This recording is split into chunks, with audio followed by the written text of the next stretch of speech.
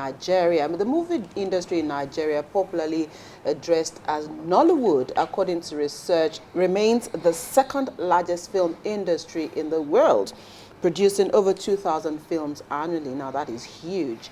And so on the program today, to take a look at the challenges, the potential, and the growth of Nollywood generally in Nigeria is an actor and a movie producer, Foluke Daramola Salako. Thank you for being here on the program. Thank you. This morning. Good morning. Let's start this way. You've been in the industry for quite a while. And so if you were to curate the growth of the industry, how would you address the growth of Nollywood? Oh, well, I would say it's been tremendous. And the reason for this is not far-fetched. Though it hasn't gotten to its peak, but it's growing. And the reason for this is because now we have divergent ways to distribute, to pass our movies to the public. Gone are those days where we started out with DVDs and then the cassettes, right. And then the CDs and then the DVDs.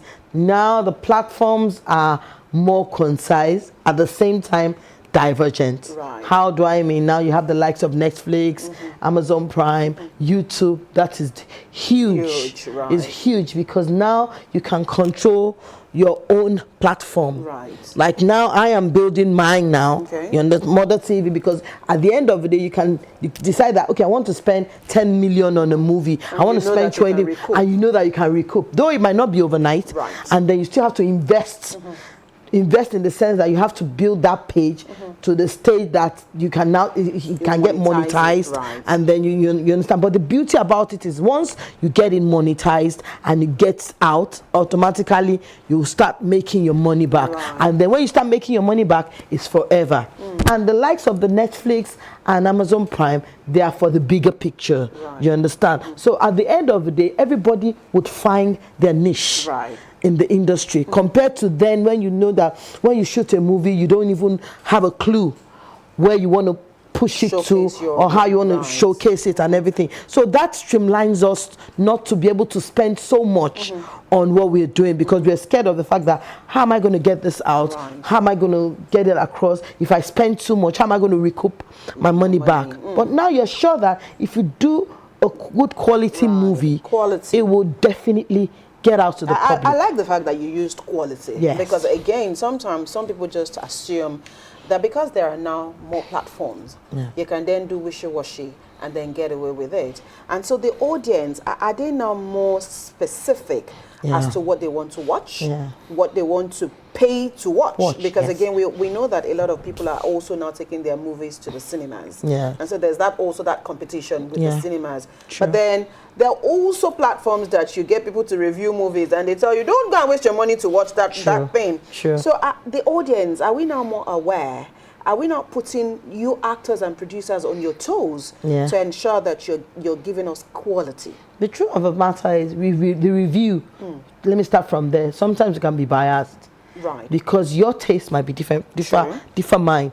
You might find a movie wishy-washy, not interesting. I might find that same movie interesting. Right. You understand? And that is why the YouTube has been able to make everything available.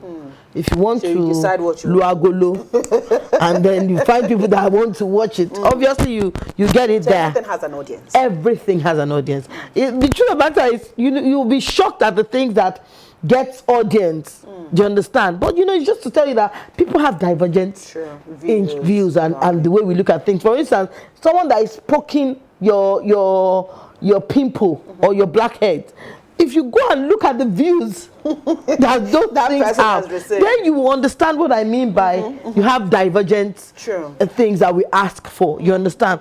Though the fact that we, the entertainers, they want quality things to entertain them, to make them laugh and all that, and then the fact that YouTube is all over the world. So at the end of the day, we in Nigeria, we might not want tension, we might not want action, we might not want to see blood because we see a lot of that, and then we need something to calm our nerves down. So there's a tendency that the comedy, the romantic part, the happy endings is what we tend to watch more than they so you have exactly. So you understand. So it just differs, and then what the revolution has done for us is that for all these platforms, whatever thing you want to watch, you have an option to choose. And then gone are those days when we have to say, okay, when you are watching a movie, you have to watch it till the end. You can fast forward. You have to watch it till the end. To the middle. Exactly. Right. Now you can fast forward, you can rewind. So you can it's good. You can do something else. Exactly. Right. So it's more or less at your pace. At our pace, you understand? So at the end of the day, that has helped the entertainment industry to a large extent, even though we are still a bit restricted. How do I mean? There has to be cautions. Okay. Your Bible will say, you understand? So at the end of the day, because we tend to take things for granted, right, especially in Nigeria, you understand? So at the end of the day, you find out that people just turn out rubbish because they know that there are no restrictions, there are no laws binding it. So we need a platform where all those things has to be restricted. But there is the Film and Video Censors Board. Aren't they doing what they should be doing? They are, but you know, with them social media, right, they don't have the powers to do all of that. Okay? Because you don't need to censor your movie. You don't need to do anything. Some people can just decide that I want to malign this person's personality, and then it will go viral, and then you make millions from it. But from other person that can even lead to the person losing his or her life. Right. So the truth of the matter, there's still restrictions. We still need restrictions to all these things, okay, even though it's good for us. You know that everything in life has its pros and its cons, as much as possible. So let's look at the promotion of values, moral, culture. These were things that, you know, we always thought that Nollywood would always give a voice to the voiceless, and there were always themes for some of the movies that we had way back. Are we still particular about that at the moment? Do we still value some of these things? Recently, I noticed this deliberate effort by some Yoruba movies to speak undiluted Yoruba in their movies. And so are we now more deliberate when we produce our movies, or are we just following the trend? No, basically, the truth of the matter is you can't speak English more than the English. So we've started, okay. At one point in time, you have to come back home. Right. You understand? And guess what? There's beauty in the language. In the language, in the culture. It's rich. It's when you find out that, go to YouTube, you find out that the Chinese are infusing our culture into their movies, into the things that they are teaching their kids. Where you see those that songs that we had, right? In America, in UK, you understand? What does that tell? The folklore things that we used to get excited over. You understand? And all of a sudden, we just decided that we want to dump it for modernization. Right. The truth of the matter is, the beauty of our culture is in our language. Right. You understand? And guess what? Not even a language that is so rich and nice. There's hardly anything you don't have a greeting for in Yoruba land. It's, you know, but guess what? It's part of our beauty. Right. It's what makes us who we are. And people appreciate it. You understand? Look at our own bears. When you check out our own the richness, you find out that a foreigner, a white guy that gets married to a Nigerian lady is always so excited to wear the asho and then dance to, you know, that tells you that they get excited over it. You understand? So it's our peculiarity that distinguishes our beauty as Nigerians, most especially as Yoruba. So at the end of the day, now that I'm seeing people that are trying to be able to speak Yoruba, undiluted Yoruba, it gives me pleasure. Right. Because about 7 or 8 years ago, I had the first reality show for my daughter. Now she's in the States, and I called it Irikerido Ibukunoluwa Ninu Asha Ati Ise Ile Yoruba. We went to the Dudionese Palace and all that, and guess what? It has made her rooted. She's been in the US for about 7 years, but she can still speak the language very well. She still does away. She you understand. She still understands when I do like this. She understands all those languages. You understand body languages. You know all those things that imbibed in us, that our parents taught us, those things that we respect. It wasn't fear, it was respect, but it was a combination of fear and love. You understand? Right. And those things are the ones that make her a better. When you see her, you would not tell, this person is someone as Americanized. There's still that Nigerian value, culture in her. So at the end of the day, it is one that can never be overestimated. Right. You're an actor and you're also a producer. Take us through how you're able to coexist both, because I know that being an actor and a movie producer are two different things entirely. Yeah. Must every actor be producers? The kind of society you find yourself, if you're just an actor without a producer, the chances are that, except for the bigger pictures, the blockbusters, because with the blockbusters, you don't have a choice. You have to make sure your actor is well paid. You understand? Because it hasn't met the international standard, but at least relatively we are moving there. You understand? But for the YouTube and all that, it's not one that is most likely sustainable. Right. Do you understand? It shouldn't be overflogged, because we shouldn't have everybody being producers. But at the same time, we can have everybody being producers, because we have different content that we need to bring out. Okay. Do you understand? Some might just say, okay, I want to be showing people. I have some people on YouTube, on Instagram that I follow, that all they do is their family, what they do in their family, blah, blah, blah. That's another content. That's their content. Do you understand? So at the end of the day, it's for you to be able to think beyond the surface, as I've always said. For you to know that, okay, I want to be a producer. This is what I want to do. What do I want to do? Okay, for instance, I have a guy that would speak in Yoruba. He would change all the English language to phones, to airspace, everything. He would translate it to Yoruba.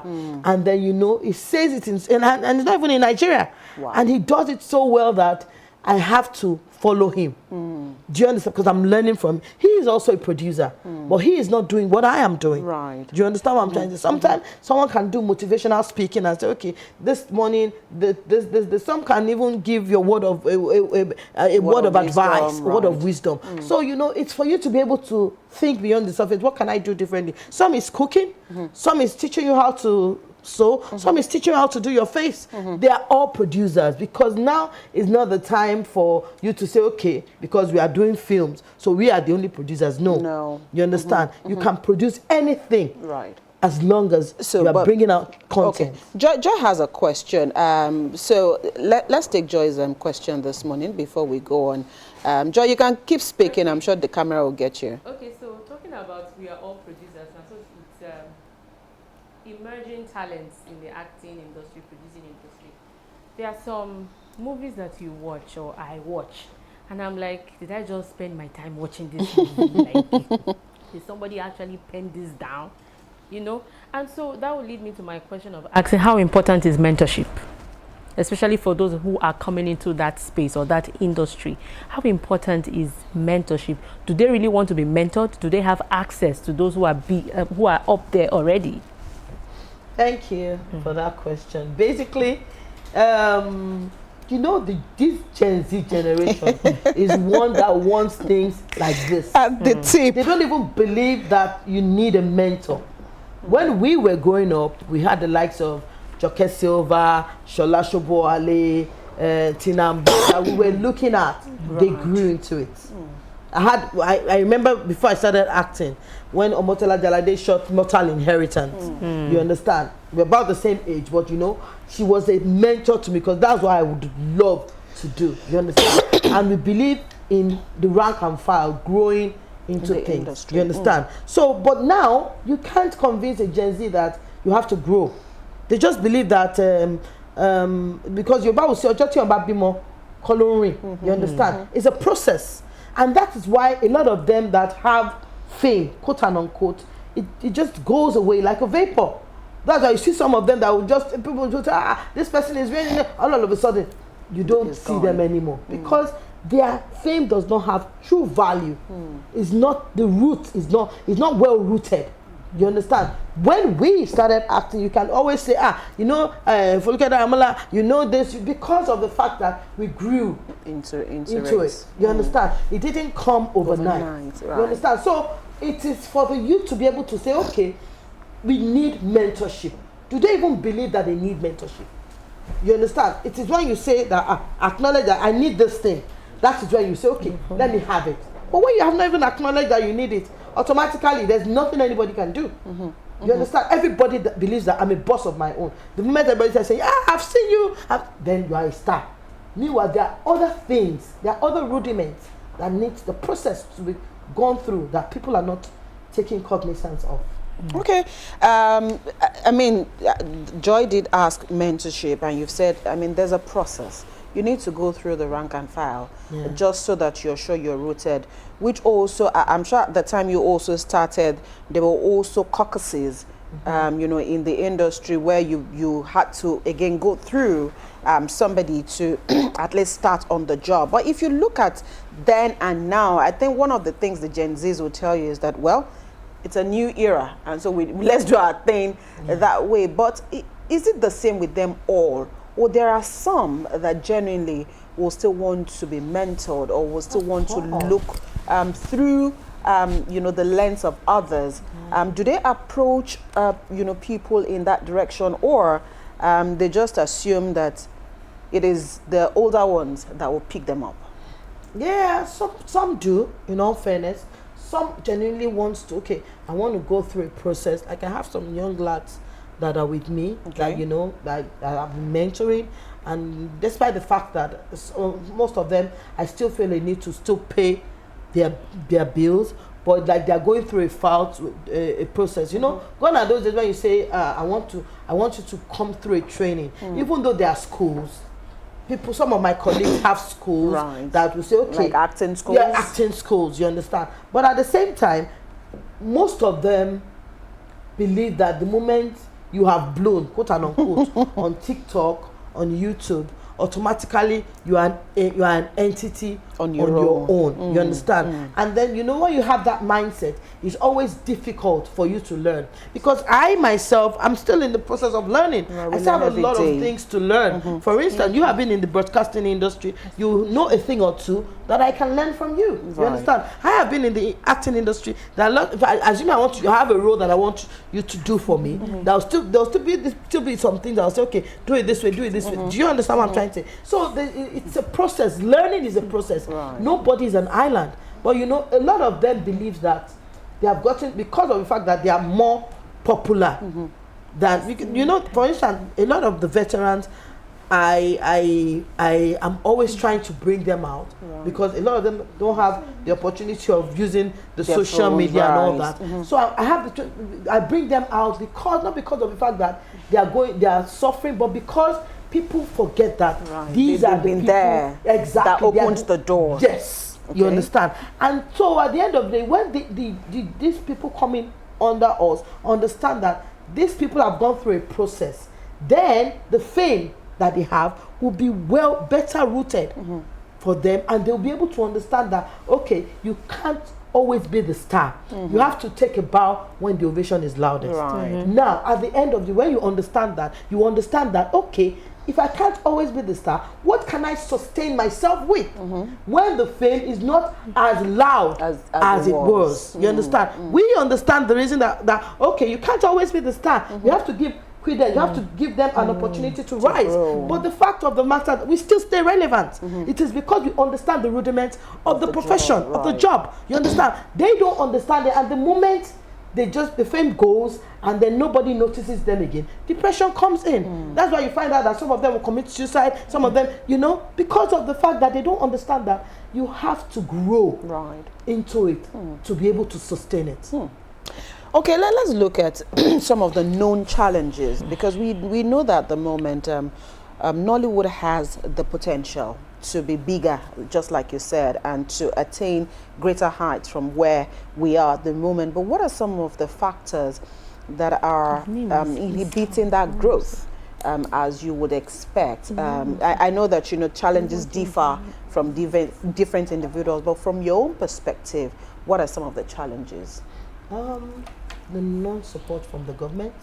Okay. Because the truth of the matter is, everywhere in the world, entertainment is never taken for granted, because it has huge, endless potentials. Right. And the truth of the matter is, a lot of producers, a lot of us have to struggle on our own to be able to attain that fame and make that money. The truth of the matter is, when you say you are an entertainer or creative, you don't have any business with the business perspective. You're supposed to have someone to manage that person, but you have to source. In Nigeria, you have to source for the money. You have to think of the scripts. You have to. So you are the jack of all trades. After shooting again, then you promote it. After that, then you now promote it. So it's a lot. At some point, it becomes draining. You get drained, because at one process in time, you will miss something out. Right. You understand? So we do not have the support of the government. How do I mean? Not only financially, we do not have structures in place. Okay. You understand? Structures in place, because we do not, in Nigeria, we are not taking the entertainment industry as an institution that needs to be given the right cognizance. Right. And I'm not talking about minister. From the position of the minister, is too wide. Okay. We should have coordinators. We should have people that understands the profession. The industry. Not people, random people. Okay. We should have people that understand the industry. People that can say, okay, this and this and this is what is happening in my industry. This is not something that one person can solve. I'm a politician. I'm an actress. It is not the job of a politician. Okay. It is the job of the theater practitioners. Right. People that understand the pain of the arts, of what we go through. People that can say, okay, we have ABCD film festivals all around the world. You write it down. Okay, Lagos State will go to this film festival. Lagos State actors, the best actor, the best producer. So at the end of the day, there's a structure. Yeah. But we have guilds. There are a guild of editors, guild of actors, and the guild were built by us. Okay. We were the ones that actually formed it. Right. Now we do not have the backing of the government to say, okay, each guild, like the minister or people in the government should be able to have quarterly meetings, to understand that from what level to the next level are we moving to. Right. Do you understand? What are the things streamlining, or what are the things that we will have to work on? You have to improve on it every year. It's not for us to be able to build all this thing. All these guilds, we have it.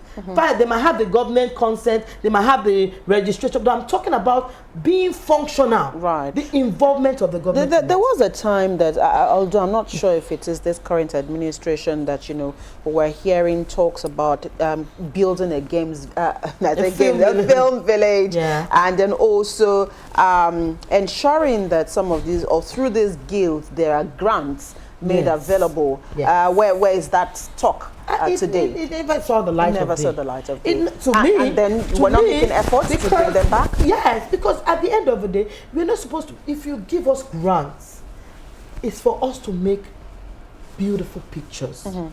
It's not for us to be able to use the money to go and eat in their house, to drink area neighbor. But the truth of the matter is, the moment you have, the grant is taking like 10 years. By the time the grant comes, a lot of other things would have taken it over. Okay. You understand? So that's why I said it's a continual thing.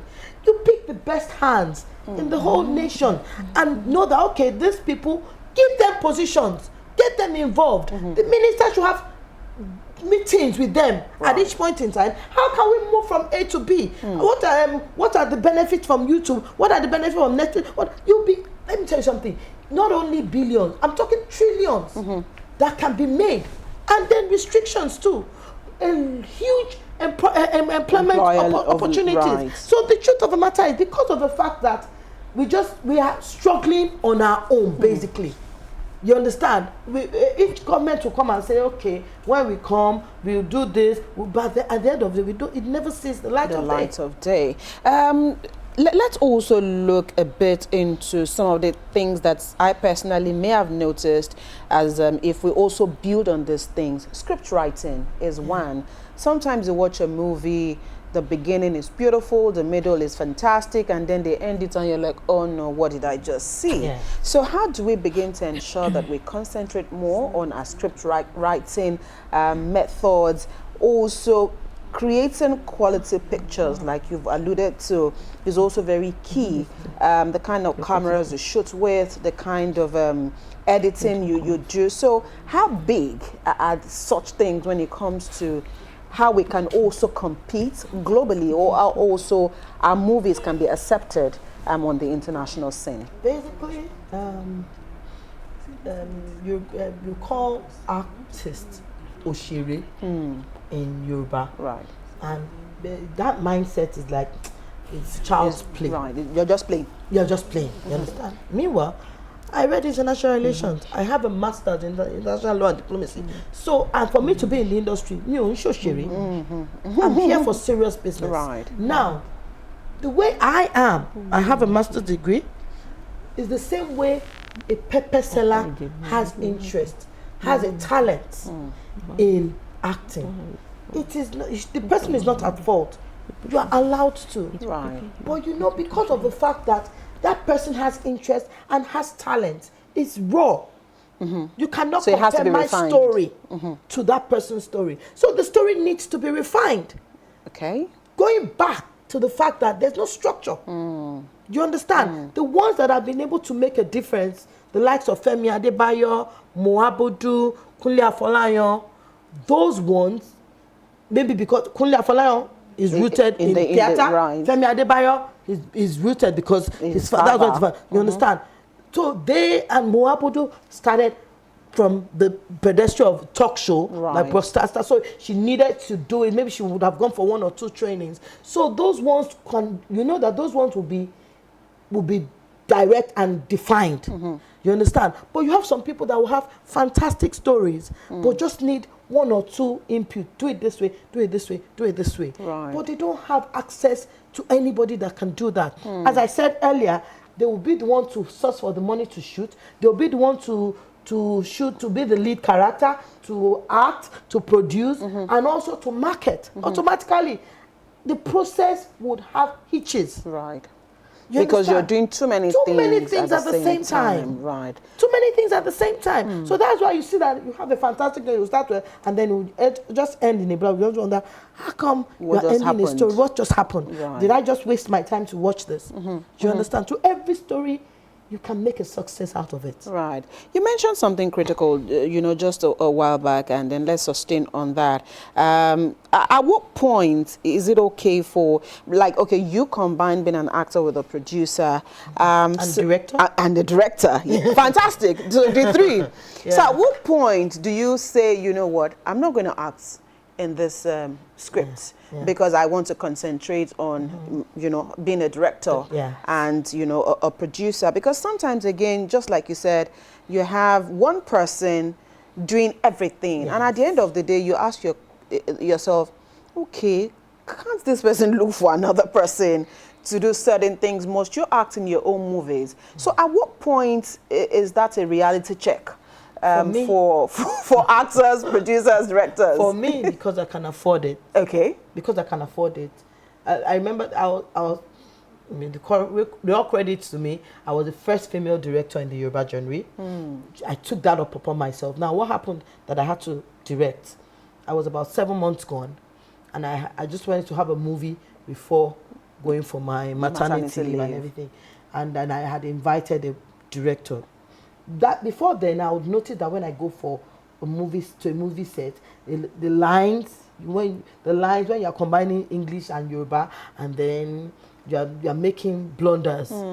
I felt that it was really ridiculous, and because of the fact that I was well educated, it was like a sham to me. Okay. So I called a professional director, Jari Adenirego. I told him to go and direct the movie for me. That was about 21 years ago. Now, so I called him. He said he wasn't available. We had discussed, but he had something that he had to do. And I had already called all my actors and everything. I had the likes of Funsho Adeolu, Binta Ayomogeji, and that was one of my first early movies to produce. So, and I had been reading on production, directing. So I now said, am I going to cancel this job? And you know how it is then that you had invested in the shoot. Exactly. So I now said, okay, let me give it a shot. And I had professionals, thankfully. I had the likes of Funshaw, I had the likes of Antia Yomogashi. So I told myself, well, I can do it. And that was how I started with. You know, then I was doing a twin role. I was pregnant. And then you were directing. And I was directing. So you know how stressful that would be. Right. I had my hitches in my job. You understand? Growing into it, I would direct a movie, I'll act in it. But now that I'm older and more financially stable, I don't do that anymore. Okay, so you will just face one and then just leave one. Yes, I'll face one. If it's acting, I'll act. If it's directing, I can just do maybe a 2 scene and then focus on it. Okay. And then don't forget, for me, you understand, it's not everybody that can afford that. Right, so this is your own... Any movie that I do, that I'm acting, that I have like 2-3 scenes, I'll have assistant director. Okay. Who will also double at that point in time. Exactly. Okay. And my assistant director is most of the time my dialogue director. Okay. So that eases out for me. But you know, you can't expect someone that has saved, that had all his life savings to shoot. How many people can the person pay? Exactly. Right. So that's a huge role. But do you have anything new in recent times that you've produced? Yes, I do. Oh, okay. I do. I have a talk show that I'm starting. Okay. I called it Lounging with the Legends. Is that in English? Is English. It's a mixture. It's a mixture. Okay. You know, now the legends is a combination of actors, musicians, footballers, people that have impacted. Right. Just to get their words of wisdom. Is that deliberate? It's very deliberate. Okay. I'm one person that likes to be around old people. I don't know how it is. And then also I have another movie on YouTube, of course. Oh, okay. It's a new one. It's called Afara. And then I think you should watch Afara. Okay, I will, and I'll give you a review afterwards. You also produce short stories, skits. Yes. Why is that? That's not produced by me. Okay. It's just some of the boys that I told you that are upcoming, so you will still want to learn, their scripts, and then I acted along with them, and guess what? The response has been so... I saw one particular one that wanted to marry. And I'm like, really? Are you for real? Are you for real? You decide you don't drink. And you could... everything. You could mention all that. And I'm like, no, this one, there's something wrong with you. Okay, but moving forward, if you were to peep into the current state of Nollywood, and maybe in another 10 years, do you see us being more stable? Do you see us churning more of our stories without, you know, the international scene creating our stories for us? Because there's that need to also tell our stories the proper way. So do you see Nollywood being more stable, creating more beautiful pictures, and, you know, pitching our culture the right way? Do you see that happening? I see it happening. Because now we are becoming more aware, and we see that people see us as Oshiri, and we don't want people to see us as Oshiri. We want to see that we are in serious business. You understand? Some of us have decided intentionally to be involved in the politics. Some of us have decided to be involved in the corporate sector intentionally, so that at the end of the day, if we have been able to cut across different spheres, then we'll be able to tell better stories. Yes, better stories, and they will be able to tell it the way we want it to be seen and heard. All right, I know that you wanted to use this opportunity to wish someone a happy birthday. Yes, my darling sister and Iyawo, Auntie Radike, my namesake, she's been a wonderful sister. I wish her a happy birthday. My sister too said she knows her, right? She's a wonderful person. God bless you. Happy birthday to you. I love you so much. All right, thank you so much for looking at Daramola Salako, actor, movie producer, for finding time to be with us on the program this morning. I'm sure that it's not too late to still, you know, commiserate with you on the loss of your mom. Thank you. Okay. Thank you. All right. You're going to get me emotional. I'm crying now. Don't cry. That's why I waited till the end. All right, thank you so much again for being here. We'll take a quick break. When we return, it'll be the turn of Adebimpe and Joy to take you through their Lagos conversation today.